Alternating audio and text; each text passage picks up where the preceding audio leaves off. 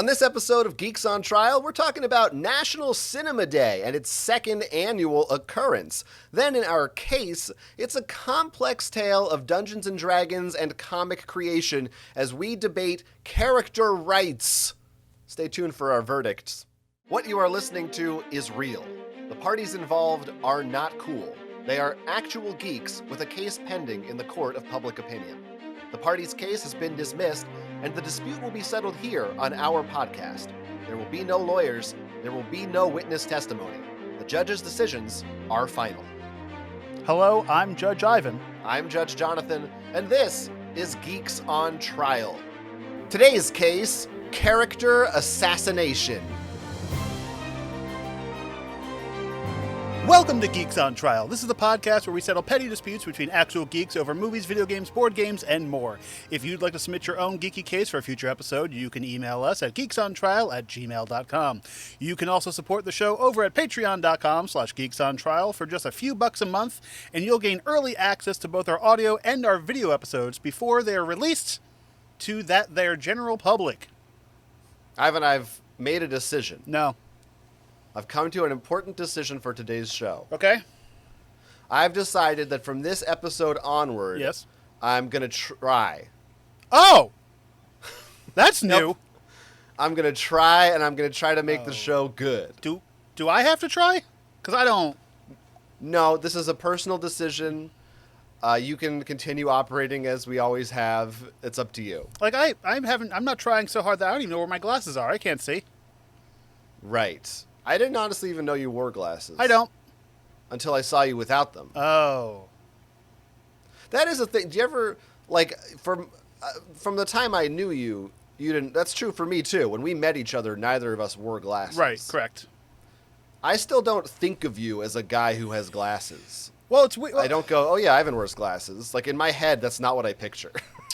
But in my head, like, if I am sitting with you on the couch and you, like, take your glasses off, I'm like, you need to put those on. I can't unsee. Yeah, no. Like, I see there's bags. That's upsetting. It's sad, really. I don't need to hear. I don't know if there's bags. I don't think that's I mean, true. you're just wrinkles and just this awful, just No. it's hiding so much. I actually have quite a youthful face. Young. With glasses on, yes. It's so youthful that I have gotten people in trouble before. They're on sex predator registries because I look so young. Keep telling yourself that. It's borderline illegal to be attracted to me. Right. And boy, is That's it how young I look. hard to be attracted to you. Let me just say that. Oh, Yeah. right. With glasses off. On. Well, hello.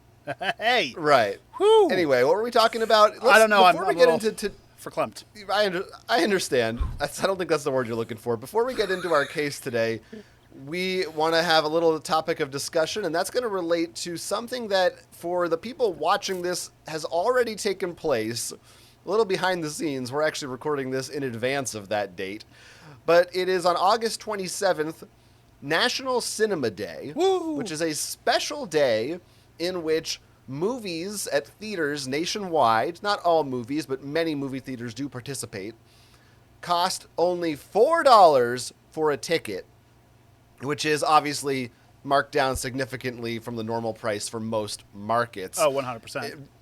If you haven't heard of this, it's probably because this is only the second time they're doing it. Last year was the first time, and it was a big success by all accounts. It was the highest movie theater attendance day of the entire year. Now, let me tell you something that I found out real quick. I'm part of a movie theater group on the Facebooks over there, and I found out recently when I posted this that movie theaters weren't allowed to advertise this until a week or two before the actual date, which is crazy to me because like when I got my tickets, it was a full house, or it was So they plenty don't of want seats. people not going to the movie theater because they're like, I'll just wait for Cinema Day. I think that might be a thing because that's what I did. But eventually you'd have to imagine if they keep doing it, it's that Right. people will just know about it. Right, especially if they keep it the same day every year. Don't tell anybody about summer Right. when all the winter coats are on sale. Right, We want them to exactly. buy those winter coats in the winter. Right. Yeah, that is kind of a funny little thing. But I didn't do a cinema day last year. I don't know if you did. I did. I think I knew about it last year. I'm sure we had the discussion, or I found out about it the day after, as I do. Yeah, and usually, for me, it's because it's right around my birthday, and I'm always abroad traveling for my birthday. So I'm never around for the cool movie theater day. But I believe you, by never, I mean this year and last year.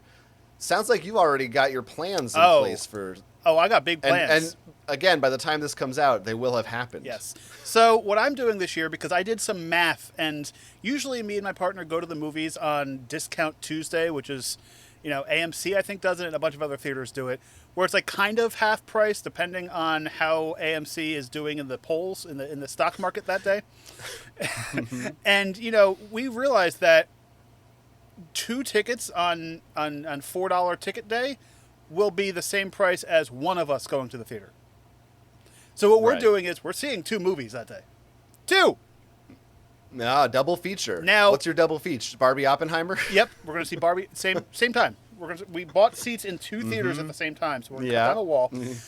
Right. But what I think they did, which is annoying, because they don't want people to do the double feature thing, they staggered their movies all over the place at my kind of local AMC. So there's no movies that are back to back. So we have to go, like, I could see the same movie twice back to back, but like none of the movies line up where there's not more than either a half an hour in between or they overlap significantly. This has to be a coincidence. I don't believe they changed their entire movie lineup for a day because of this. I have my conspiracy theory is because which is what it is. They want you to leave the theater because once you leave the theater, you can't refill your popcorn and soda again. So you'd have to buy a second tub. Well, I will tell you, I mean, I sometimes do a double feature. Right. Not often, but a few times a year maybe I'll do it. And I find that's usually, it's not like you can rarely do you really get like, oh, there's 5 minutes and you walk right into the next movie. It's usually 20 or 30 minutes between. I don't know. I think that's just how it works out. Because like sometimes. Not every movie is an hour and a half, and especially with Oppenheimer being in theaters now, that's 3 hours, and AMC shows about 9 hours worth of previews before the movie starts. But what are the movies? You're keeping me on the edge of my seat. We are seeing... Wait, let me guess. Blue Beetle. Yep. And Gran Turismo. No, but Gran Turismo was on the list because I'm like, hey, for $4, I'll see this garbage. But what we're going to see is a classic 1990s film, 93, Jurassic Park in 3D. Oh. Cool. Because 3D and IMAX movies, guess what? $4.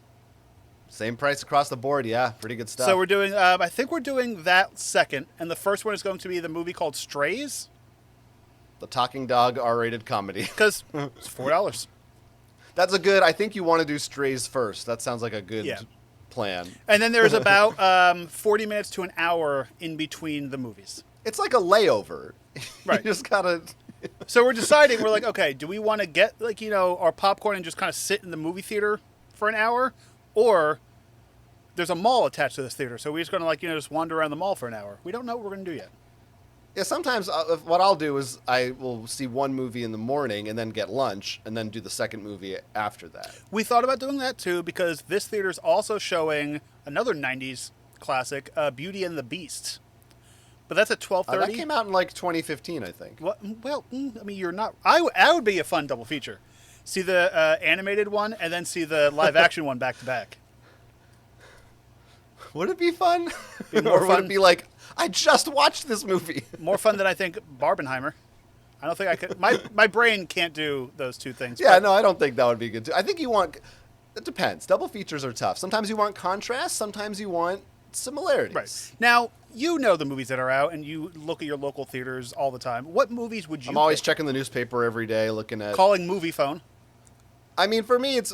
Because I usually keep up to date. The movies that I'm currently interested in seeing are Strays. I honestly probably will end up seeing Blue Beetle. I've actually heard it getting good buzz, even though I'm not optic. I see that. That is funny. Two Beatles. I don't know if Jurassic Park is playing around me, but they did that in 3D a few years back that I saw. So I feel like I've done that. I don't feel like I must go see it. But it's August. It's a slow period of movies right now. There's not a ton that's really clamoring for my attention. Now, if we had an art house theater near me, I would 100% see something off the like something I wouldn't see before, because that's what I feel like the $4 day is going to a theater you normally wouldn't spend so much money on, and like going to a theater that's like, oh, I've never been here before. Let me try this. It's like a sample day of a movie theater. And same with a movie. Like, oh, I might not enjoy this movie, but hey, $4, it's not going to kill you. I also have Movie Pass, so I don't know if they have a system where a movie costs a certain amount of credits that you get each month. Right. They do by depending on the day, those change. So I don't know if they're going to be fewer credits for these movies. It would make sense, or if they're just going to, if it's just better not to use Movie Pass on that day. Well, I did see one of our non-chain local theaters said they are not accepting passes or outside vendor payments. So that might be Movie Pass. That day. Depending on the theater, they may have different policies, but most of them, like if you use a kiosk, they don't know that it's Movie Pass. Right, they would just see money. Right. Yeah, but if you go to a person, then maybe they could turn you away. Right. I don't know, but why would you want to use a pass when it's $4 though? Exactly. Like, yeah, you're wasting it. And it probably messes up their POS system. Yeah, who knows? But it's the fact that this is happening was successful the first time, and it's happening again. It's a cool thing for movie theaters. It sucks that we're right on the verge of no movies coming out when it feels like movie theaters are just starting to have a resurgence. Well, it is a perfect time for it because there are a lot of like leftover movies from the summer. So like a lot of big giant chains will still have like Guardians out in some theaters, and like all the leftovers, if you will. I wonder if any of them will bring some of those back and be like, right, yeah, Guardians wasn't playing for a few weeks, but it's like for a special weekend, put out Spider-Man, put out whatever isn't playing anymore. Right, or like movies that didn't do as well. Hey, let's throw them into the machine and see what happens. Sound of Freedom. Right, give it one final push for poor Sound of Freedom. Right, so it'll be one person in the theater who bought all the seats. But it's cool. I hope that this is a thing for the rest of time, because it seems to be effective at getting people back in the movies. And I hope at some point movie theater people need to understand that usually the reason people don't go to movies is because the tickets are so damn expensive. Well, like I said, I used to work for AMC a few years ago, and not only are the tickets expensive, because I refuse to go for full price day because I'm not paying $14 a person, but for a family of 4, they used to spend $100 at concessions. And that's ridiculous. Yeah, right. Well, people do still buy concessions, but I also feel like more and more people are savvier and are like, nah, I'm not going to concessions because it's $25 for popcorn. And especially when like you're not paying your ushers as much money, they're not going to care if you walk in with a pizza. Yeah. Needless to say, the list of woes of movie theaters is long, but I like that this day exists, so at least it's something, and hopefully movie theaters are encouraged to do more stuff like this. And if I had time, get people in seats. I would have gone to the IMAX theater in Manhattan. Because $4 IMAX, that would have been insane. It's got to be booked. Yeah. I also don't know. I wonder if they're still showing Oppenheimer, and if not, I wonder what movie is in there next. I don't think they're showing Oppenheimer. I forgot what. It's a classic film they're showing in 70 millimeter.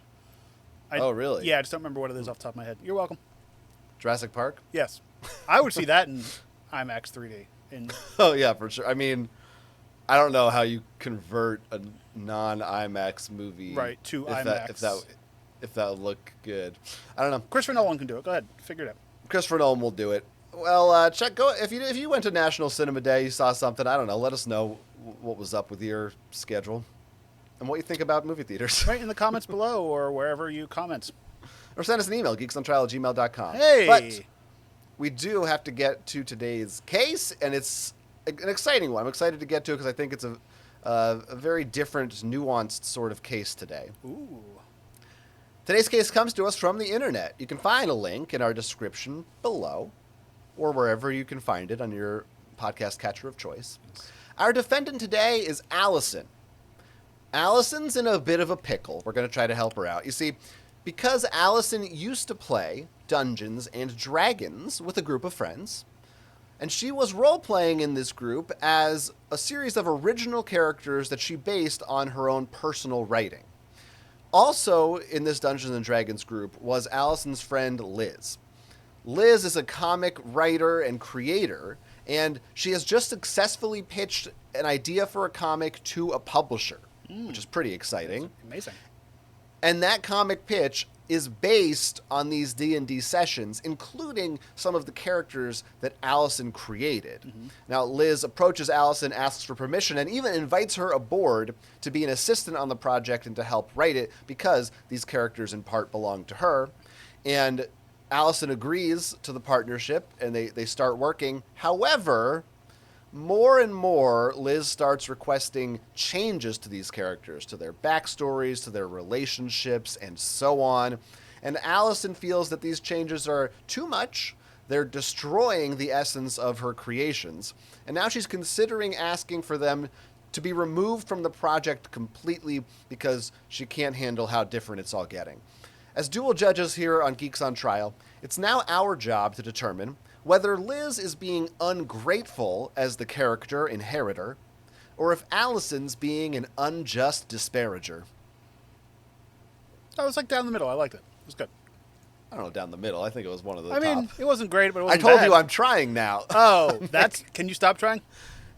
This is me. We'll see how the feedback comes in. Right. So there's a lot going on here. We got Dungeons & Dragons, we got comic books, we have creation, personal relationships, working relationships, creative relationships, art. Yep.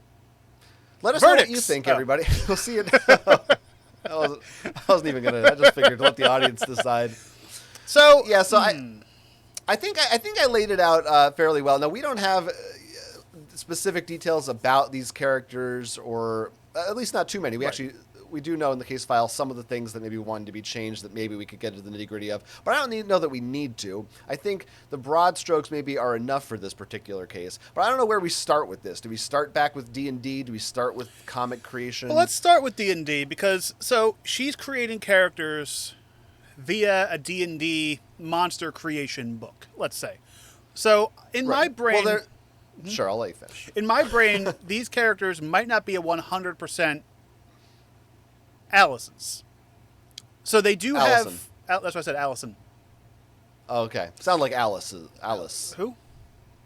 Well, Alice could be a nickname for Allison. No, it can't. So Allison created these characters with the help of this guidebook, assuming. Like most people do. That's how I created mine. I made a name. I went through the book. I went, hey, I like these features, that feature, and bam, character. So, having this much, pride over this character, you kind of had some help making the character. Well, what do you consider, what aspects of the character are you thinking are helped from the book? Because I in my head, I'm like, most of those things are stats and what number is your charisma or something like that, which to me isn't really... is different from the character's personality, their backstory, again, their relationships with other people in the world or their family, their likes and dislikes. Is it does she need to credit Wizards of the Coast with partial creation? I mean, if Wizards of the Coast was in this conversation, yes, because you play D&D, so you have to give us money. But I don't know. You usually me personally and other people I've played with, you look through the book, you see character designs, you see how the art is, and you kind of get you get some feedback from the book, and it's a starting place. The backstory and all that usually comes from the old noggin right there, but a lot of the physical attributes come from, I think, stuff you see in the book, stuff you see. The numbers and stuff kind of help mold that character. You roll a die and you figure out, is this character going to be good at fighting, good at, wizardry? You get your stats, which for me is how you build a character. Interesting. I mean, this may just be different approaches for different folkses. Now, Allison does say that she altered the characters a little bit from their... Because these are characters, pre-existing characters she invented. Right. before D&D. Right. So these are characters that she had, and she said she tweaked a little bit for the campaign. So I'm assuming she already had pictures in her head of their physical attributes and everything else. Now, it's not really clear, is Liz taking specifically probably more the D&D versions of these characters, because that's where her familiarity with them. Allison says she had been planning to these characters are in the works for a story she's writing, but it's not something that has been finished or published. So these are characters who kind of lived in her head for a long time. Right. And they don't have like a final specific home right now. Now, that is different, yeah. because she's writing a story. And that's different than a comic book, because a comic book, you're more so using the visuals of what these characters would be. Assuming that Allison has visuals of these characters. And usually in D&D you have a rough estimate of what your character is or isn't. It's hard it's not like you think of them and you just see nothing in your, there's just whiteness in you got to imagine something. After seeing the movie Oppenheimer, that's how he saw stuff. He just saw words and numbers. Yep. And booms. But, so like, yeah, she could make a novel, let's say, with these, but it's a different character coming into a comic that would be in a written novel. Because really, a comic is mainly about the visuals. The words are second. Interesting. Again, I feel like you're saying things that very much depends on the approach to the comic and who's making it and who's reading it. Like, there's certainly comics where the story is as important. I would say, to me, the two are equally important. Right, but like compared to a novel, where like an image of a character is. I mean, I suppose if you break it down that way, I suppose in a novel, the story is 100%. And right. I suppose by technicality in a comic, it's 50%. So yeah. You are. Right. I guess, but I don't know if you can I don't know if it's really comparable to an equation in that way that you can say, like, you must have this much space in your brain for art and story. Well, but like on the medium. If you're just breaking down a book versus a comic book, right? I would say 75% of a comic book is illustration than story. Yeah, I mean, I don't know. The numbers are hard. I don't know, but Me too. But yes, I mean that's you're talking literally in terms of like what's on the page. Well, even what you like look at, because like it's a comic book is a visual medium versus a book is not. True. I mean, yes, you are looking at it, but that's also true. Well, you could listen to it, as we've discussed in the past. You could also, there's probably there are audiobooks for comics. Yes, there are. But anyway, what then, Ivan? I quit. And the visuals are 0%. I'm going home. Well, all right, that's a good episode to go out on. So I'm trying now. So I don't know. What do you agree? What do you see this? Well, I don't know. Like, well, where were we going with this? Where was the? I don't know. But like, you create a character in D&D. Do you think that character is yours? Well, if I have to answer that question, yes or no, legally, I'm gonna say yes. Okay. There is, but there are finer points, because in a D&D campaign, typically. It's really a collaborative storytelling exercise, right. And if anyone else has a right to any part of these characters, it could very well be. Actually, she doesn't say if Liz was the DM or another player. I don't think. Oh, right, because the DM is like your producer. The DM is who I would think. They have more liberty to. They don't have control of your characters, but they might come up with.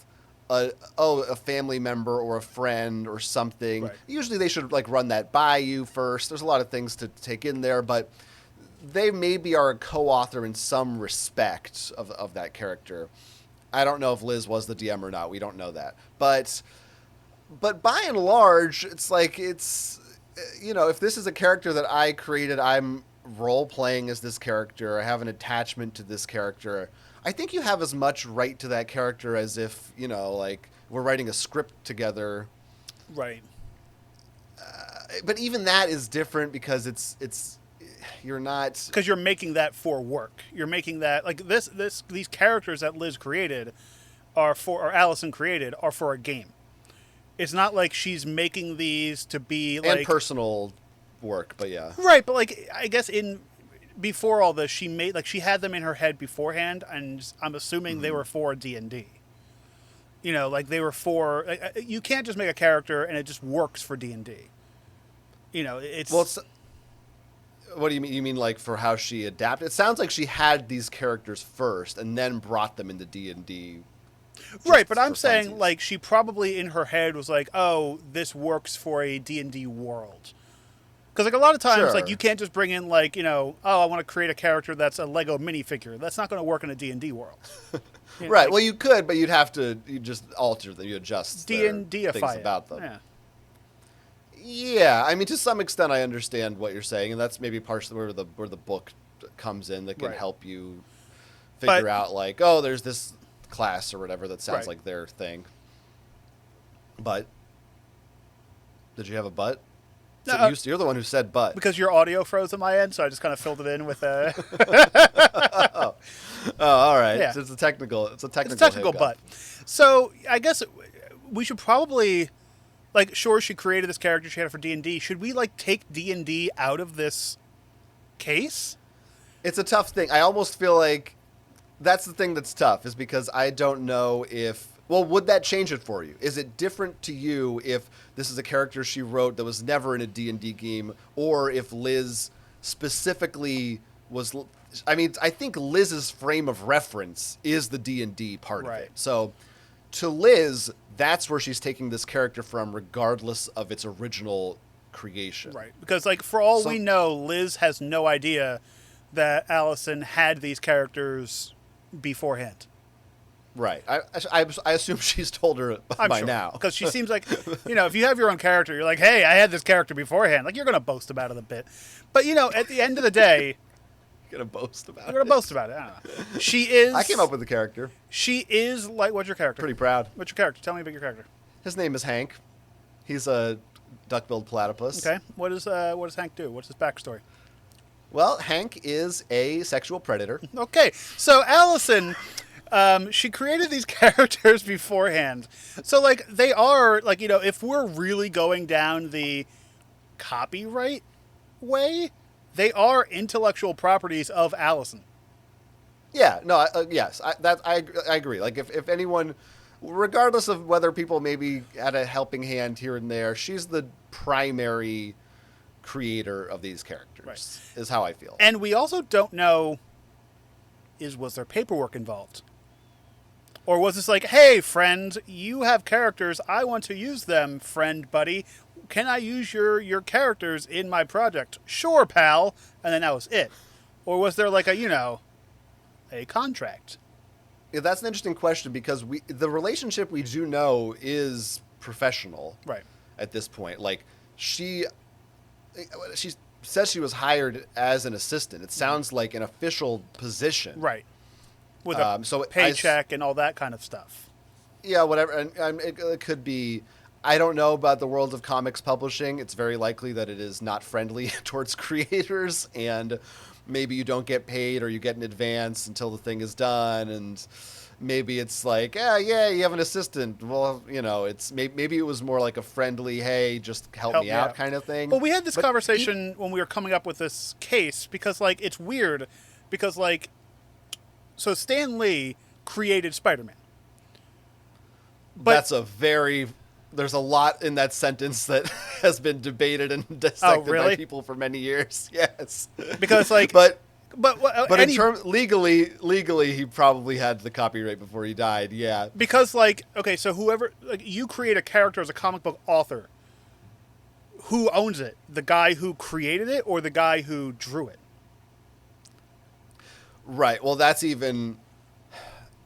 Yes, it was Steve Ditko was the other guy who created the original Spider-Man comics, and there's lots of debate about did Stan Lee... Supposedly he was the writer, but a lot of people say that basically Steve Ditko is the one who pretty much wrote everything, and Stan Lee was more like an editor. And Stan Lee was kind of this by all accounts, not the best guy and often took advantage and lied. A figurehead. Said all this yeah. stuff. But that's like... That's a different subject. Right. Yeah, you stumbled onto a minefield there. I just meant in general. Like, you know, you and I go and create a comic. You write you created the characters on paper.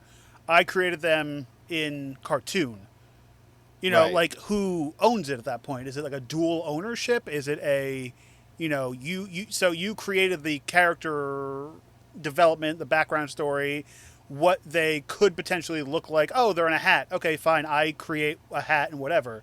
So it's like, it's a weird middle ground of like who owns said character. Yeah, in legal terms, I don't know. Well, first of all, I think there's not really... We're talking about it as if you can, like, copyright a character. I don't think that's really how... Like, I don't think Matt Groening has the copyright of Homer Simpson. I'm sure he has... No, he has The Simpsons, which, like, including all characters within. You know, he doesn't have, like, an individual, I've got Bart, I've got Maggie, I've got Marge, like... I don't know about that, because, like, look at... I don't think J.K. Rowling, there's not, like, a file like, Hermione is mine, and Dobby the Elf is mine. She owns Harry Potter and all characters. Like, you know, at the end of a movie, you always see, like, so-and-so retains the rights to Harry Potter and all associated properties. Like... Right. There may be different cases, but I think, for what I understand, which is very little, I feel like you don't generally have like like whoever created the Wonder Years isn't like, yeah, I own Kevin Arnold. Here's the file for him, and here's the file for... Well, that might be different because it's real life, but like Disney owns the copyright on Mickey Mouse. But wasn't there, because the whole thing of that, right? You're right. That's true. And Looney Tunes owns... I think you're right. Bugs Bunny, because they wouldn't allow... What was it for Who Framed Roger Rabbit? They wouldn't allow they wouldn't allow Disney characters unless they brought in all of the Disney characters. And they had to pay for each individual character. I'm wondering if maybe it's... And this is the case we're just... We don't know what we're talking about. We could look this up. We're lawyers. It seems like maybe at a certain point, if a character gets big enough on its own, you have to do that. But like, or if it's going to be maybe if it's going to be sold as like a merch product, right? But like, for instance, but I guess I'm thinking more less big, less corporate. Just like somebody just writes a book, right? Do they have to copyright? You know, you're not John Doe, Jane Doe, the dog. You don't have a separate... You may legally own all those things, but it's not like you go down to the copyright office and there's a folder and page one and it's like every character that appears in your book. Like the little that I do know is from script writing for films and TV. You just copyright your story and the movie. So you don't necessarily copyright the character. Like, I don't have to go down and be like, okay, there's a mom in this, got to get a copyright on mom.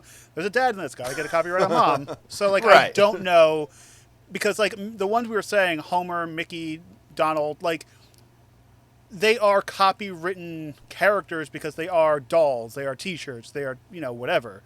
So you might have to do that for that. But in this case, I don't think she owns I don't know. Maybe it's just a matter of how much anyone else wants to use them. Right. It's like, well, we have to copyright Mickey because that's actually, we care about it and people might use it. It's an icon, you know. Versus like a side character in random Stephen King novel or something that you're like, no one's, what are you going to steal from him? I don't think it makes sense. Bring it back to this case. If you are a character designer, like your job, which is, let's say in all purposes right now, this is Allison's job, is to create these characters. She would probably want to, if she hasn't already, copyright character A, character B. Especially if she's selling them to Liz, a creator of a comic. Yeah, it's a tricky thing because, you know, it's when you're dealing with a friend in business, like you said, we don't know the details of this agreement they made. Right. Going back to, or kind of part of this, but also going back to your original question, which prompted this entire tangent about Homer Simpson. Right. I do think the person who draws the character has at least some claim to, maybe ownership's not the right word, but they have a partial stake in that character. They're responsible for that character's in people's minds. Right, because I would say it's a 50. In some part. It's a 50-50 because, like, you know, one person created the description of the character, the other one took that description, read it, processed it in their brain, and then drew it. So I definitely think it's a 50-50 for in cartoon creation. But this is also a bit more of a gray area, though, in that this is like, say, excuse me. Need some? Here, drink. Oh, thank you. This is like Mickey Mouse already exists, right? Right. And if you got the right to then go make a comic about Mickey, are you now a partial owner of Mickey? True. Or a partial creator? Right. Because theoretically, these characters did exist already. So you almost could call it akin to like fan fiction now, or something. To bring this into like a real world thing, I've worked with one of the writers of Mad Magazine, and anybody Al Jaffe, who, right? yep, he was the artist, but that's fine. Dick DiBartolo worked. Well, I believe artists are writers. I mean, I get you. Go on. Right. Anyway, they anytime that anyone needed to use Alfred E. Newman, they had to contact Mad Magazine and they had to get a spec script, like instructions. Like, okay, his teeth have to be in a certain order and there's a gap. His eyes need to be, you know, one's one size, one's the other side. So, like, technically, somebody is drawing said character, but they're getting the proportions from the owners. Right, like when you see the series Bibles for cartoons, Right. and they always have the guidelines of how to draw the characters. Right.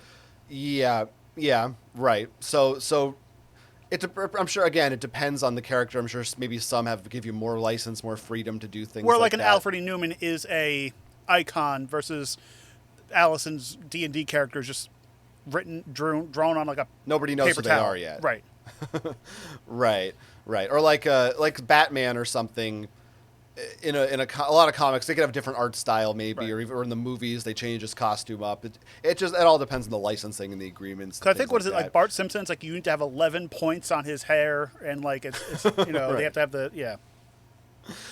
Yes, that you always have to draw his penis underneath the shorts. Right. You have to go to the movie for reference. Right. You never can show it, but you must legally draw his penis And erase before it. putting clothes on it. Right. Yep. Yeah. And you have to film the process and Did send they that to actually Fox. show it in the movie? Yeah, that was all. You see Bart Simpson's penis in the Simpsons. Oh, that movie. because he was, like, driving naked on a skateboard or something stupid like that? That's right. And he goes behind the hedges and you see his penis. That movie was a mistake. Anyway. Now, So- not that part, though. That part No, was that good. was... I want to say, so maybe I certainly am Are you? somewhat, biased, but maybe trying not to be because I am not an artist. Right. I mean, I doodle, and therefore I think I am an artist. Right. but I have in my past created characters both for D&D and for actual comics. Right. That Well, I did not draw. Webcomics. I wouldn't say actual that's- comics. They were never Excuse me, printed. that's an actual. Eh, well, that's it's an actual comic. I Different printed them out. episode. Oh. I printed them out. Oh. All right. And to what I said earlier, I'm like, yeah, whether it's 50-50, I don't know. Percentages, again, I don't know if numbers, you can really say an exact Right. number. It's more complicated than that.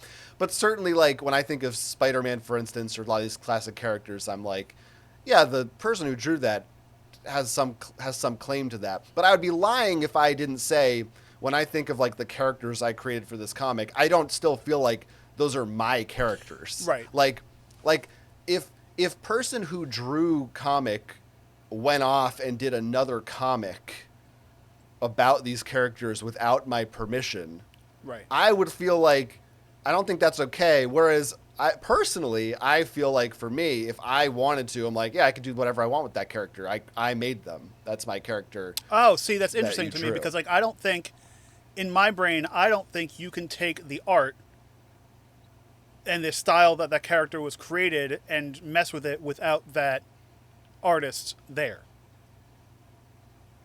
But then are you saying... So, 'cause like, think about that for any medium. Like, Well, but think about it for cartoons. Like, there'll be Yeah. a lot of times where it's like, we created this character in a manga, and then it looks different in the anime.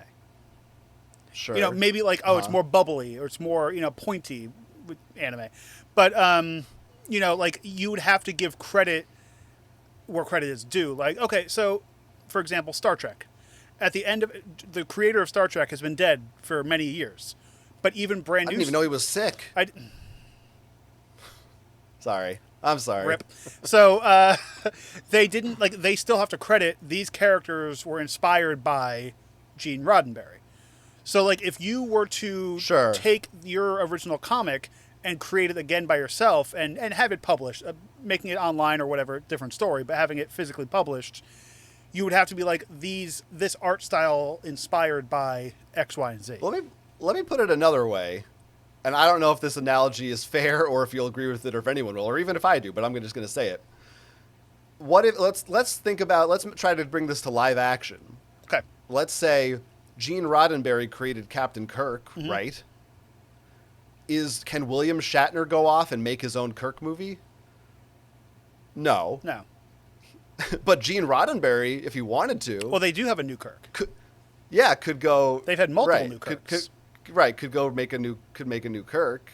So to me, that's kind of comparable to the relationship of writer and artist in a comic. Now, there's more. It's not a 1-to-1. And also, too, like, if you get a new artist to create said character, it's never going to be the exact same copy as the old artist. Because, like, let's take Mickey Mouse, for example. You know, Walt Disney himself drew Steamboat Willie. But if you take a look at, what is the new cartoons, House of Mouse or whatever they're called now, it looks completely different, but has the same nuances as Mickey Mouse. Yeah. So I guess there's a lot of changes that could happen. That is, like, it's still the same, like, original, like, they followed Walt's original blueprints, but a different artist did create it. The new one. Yeah, we're also, we're speaking in generalizations a lot, and there is also... these working relationships can be very different, where sometimes the writer and artist might literally be in a room together, like creating the character together at the same time. Right. Whereas sometimes it could be the writer might say, I've come up with an entire outline and a sketch of what I think they should look like, and you just do the drawings. Or it could be the artist might have come up with the character, but they just aren't that good maybe at like the actual plot outline, so they just get a writer to do the writing. So there's a ton of variation that could happen here. So this is not everything's a case-by-case basis. But we should get to like the specifics of this actual case. Right. Because like Allison owns this character. This character... She was asked and she gave permission. And the character was created by Allison before the words were written for said comic book. Right. Okay. So I guess the two questions are, number one, is Liz being too aggressive? Is she asking for too much? Is she being unreasonable? Right. And then is Allison in the right to say, screw this, I'm walking, or no to these changes, or what have you? It's interesting because, like, how far in is Liz? Like, has Liz, like, is it like, I'm going to be sending this to a publisher, it is done, and Allison's like, oh, I'm pulling my character out, and then Liz is like, well, you're ruining my entire year of work. It sounds like they're in the early stages yet, and that there have been a few different drafts or rewrites of this plot, and that some of those have been based around these changes that she wants to make. And as long as there's, like, if there's no contract and there's no, like, written agreements or anything legal, then I feel like at any moment Allison could be like, yeah, I don't feel comfortable in the way that you're using my characters. You know, maybe, they made this character a happy-go-lucky person, and Liz is making them like an evil person. And Allison's like, that's not how I saw this character. I'm pulling out. My thought is, at a certain point, is it better to just say, why don't we just name these characters something different? Right. Or like, okay, fine, Allison wants to pull out. Maybe like, okay, change the eyes a little bit. Like, oh, it's the character's name's John. Now he's Jim. Let's make Jim a redhead instead of having gray hair. Like something like you can get around certain copyrights. Yeah, I do really wonder. Like, is Liz the first person to actually draw these characters, or was there a sketch that Allison made? Maybe she's not a professional artist, but maybe she had some idea of what they should look like. How much are they taking from that? And then I'm wondering, from Liz's perspective, does she, if she's making all these changes, that what is it about these characters that she actually wants? Right. Like, does she just want the visuals of it? Like, is there a visual of this character? Does she want the backstory? Like, what pieces of the character were she drawn to? No pun. Like, if the changes are so significant, then it's like, why do you care so much about? Right. And at that point, like, okay, if it's changed so significantly, then it's no longer your character. But maybe there's aspects, because again, a lot of this is based on their D&D sessions. Right. Maybe it's the larger plot, and that she just kind of feels like, all these things that happened, it's wrapped up together, that it makes sense to, even if there's a lot of changes, to kind of call it part of one thing and keep that consistency. Well, something just popped into my head too, because so we've created D&D shows in the past, but there's other people who did it successfully, like, was it Dungeon? But there's other people who did it successfully. Dungeon Run? Dungeon Run, Critical Role, yeah, so sure. They make money off of a show, right? The producers, the writer, or whatever. But they're all sitting there and they're creating their character and their story. So, like, when you come in with a character, like, you sit at their table, do they just automatically, like, do you have, like, a blanket contract that's like, oh, whatever gets created at this table is ours? Yeah, I don't know how that works. This also kind of feels similar to how writers' rooms exist on TV shows. And, like, usually on a show, you'll see written by one name. But in reality, it's a room. 20 people helped write that script. Which they were talking about it in some podcast recently. It might have been Doughboys. It might have been some other show. And, like, they're like, oh, yeah, you don't take credit for the thing. It's just head writer and then 30 other people. You never say, oh, I created that. Which is kind of like, maybe that should be a thing they're striking for as well. Because, like, you did kind of create said character, but the head writer is just in charge of everything. But that's a different tangent. Right. You get paid for it. But you don't get... Usually the writer is like the person who actually submits the draft, and then everyone else punches it up or something. It's like if you watch Simpsons commentaries, they'll always be like, whose joke was that? Oh, that was a Schwartzman joke or whoever. Right. And even though he's not scripted on the episode per se. Credited. Yeah, that's interesting. Yeah, credited, sorry. So, and kind of the same thing with like a D&D, a professional D&D or any group storytelling effort. It's like, who owns what is very... Because then you also can argue, even if they said the thing, wasn't that born out of what the other person said, which was... Well, because and now we're getting into like AI.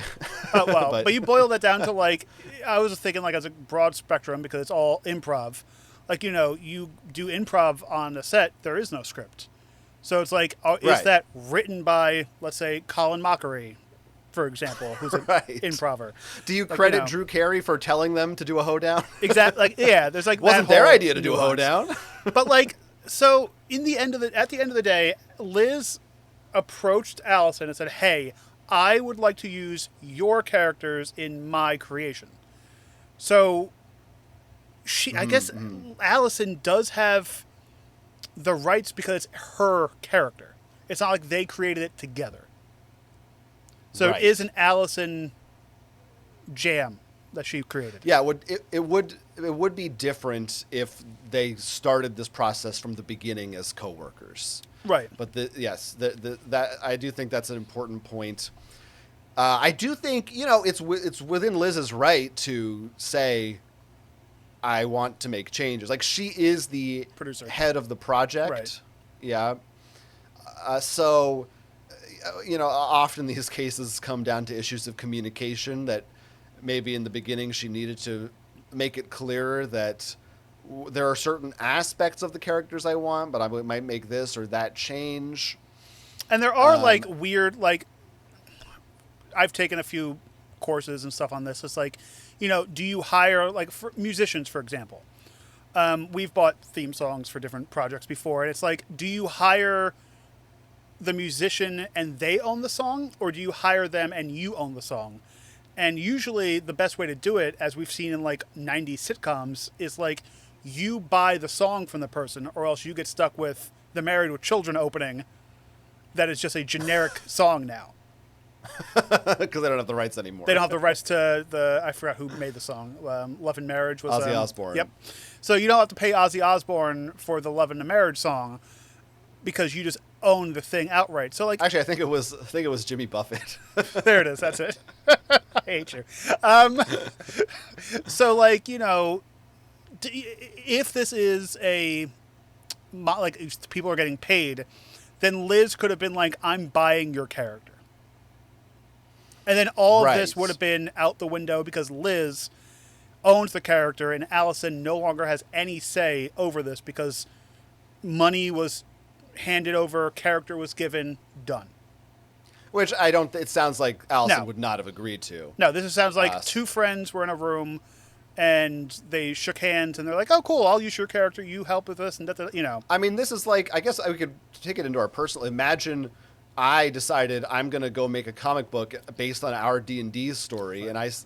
And I was the DM, so I feel like that's different than if Liz is just a player. But if I said to you, like, hey, I want to use your character who is named Lord Featherbottom in my story, how would you, I think you would feel ownership, and I think you would, I don't know, would you care if I changed this? I don't know that we had as much, I don't know. I would feel different because like we've been working on creative projects for 20 years now. So like it's a different thing, but like I would be like, fine, but like, don't change a ton. Right. And then what if it's like, oh, they're not going to be, maybe I'll change the name and they'll kind of be inspired by it, but it's not really the same. Is that better or is that worse? Well, it depends too, because like how much, there's a percentage. Like, okay, did you like use like 10% of it? You're just using the name, for example, and then everything else is different. I mean, I didn't have an art for my thing, but take this podcast for example. If you're like, please. oh, I'm gonna create a different podcast, same premise, just without you. But I'm gonna bring a different redhead on board, and it's gonna be, Yeah. Exactly, this is also it's interesting because a lot of fantasy novels in particular come from people's D&D campaign. Like George R.R. Martin has said, and other big fantasy writers, that a lot of their, if not the direct stories, at least their story writing process was born out of writing scenarios for Dungeons and Dragons. And I wonder if that has ever come up. And I'm also really surprised, like when they mention stuff like that. I'm like, the ears over at Dungeons and Dragons, they must like perk up and like, oh, should we like put a copyright clause? It's like, you use D&D to create this. We want some money. Like, yeah, I think legally that would be tough, and morally, it's best that they don't. Right. But it'd be like if you and I made cartoons using the Nintendo Miiverse. Right. Well, or if it's like, I don't know. It's more, to me, it's more like, does Photoshop own a picture you made in Photoshop? Right. Yeah, I don't think they do. That's really... Unless you're Facebook and they own the photos you post on Facebook. That's a different story. Right. Or Elon Musk owns your X posts or whatever. Yeah, that's a whole other thing. So there's a lot in this case that I feel like is complicated and that we're not going to 100% get to the bottom of. I think what we really need to break down is like, who owns the characters? Well, again, the question that we're really asking is Allison okay in pulling her characters from the project? Does that make her guilty or not guilty? And I think it's time. We just got to get to our verdicts and figure it out. Verdicts. And I guess I go first. Yeah. Because mine's going to be long. I got to say, ultimately, just kind of going with my gut.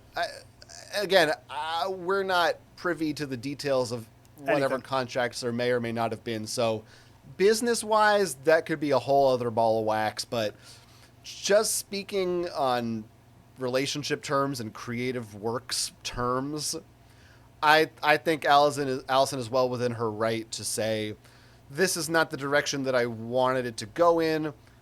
These were my characters to begin with, and therefore I no longer want you to use them. Assuming there's not paperwork saying that they already have to be. Right. Permission was asked for and granted, and if it was all verbal, she can grant it. I think she can also take it away. Right. So while there is nuance here, and maybe she's overreacting, and maybe these changes aren't actually that big of a deal, and maybe she should compromise better. But to me, these, it's her things that she likes, that she made. Therefore, I don't think she is guilty. I think she is, in fact, not guilty.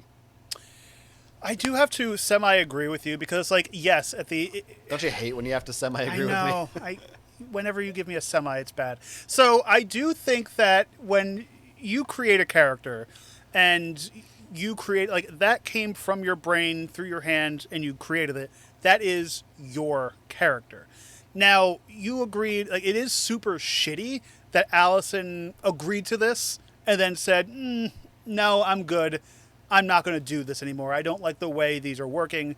And, if they are friends, which I believe they are, I would break a friendship over it.